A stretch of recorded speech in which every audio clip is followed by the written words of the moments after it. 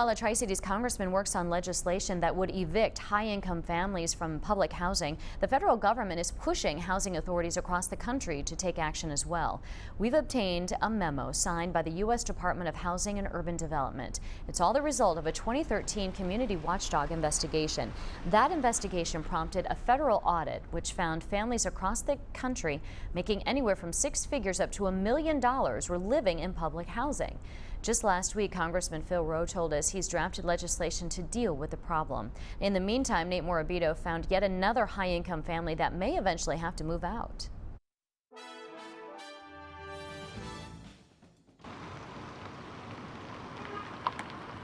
While it rains outside, inside a handful of government apartments at the Elizabethton Housing and Development Agency, there are some high incomes, including a family of four making $73,000 a year, according to records. I don't make that much. Donald Crow makes 10 times less than that. The 73-year-old lives on disability checks.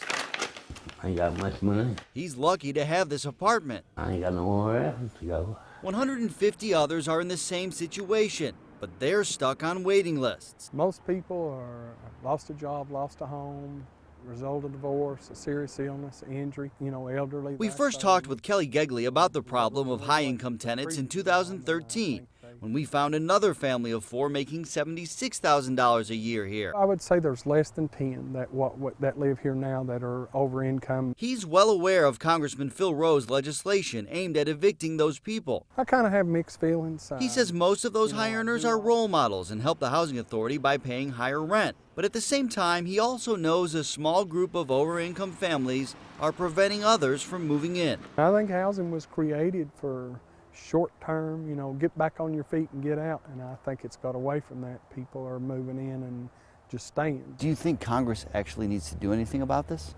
Yes, I think that's something they need to look at. But it may not take an act of Congress after all. HUD sent executive directors this memo in September after the federal audit.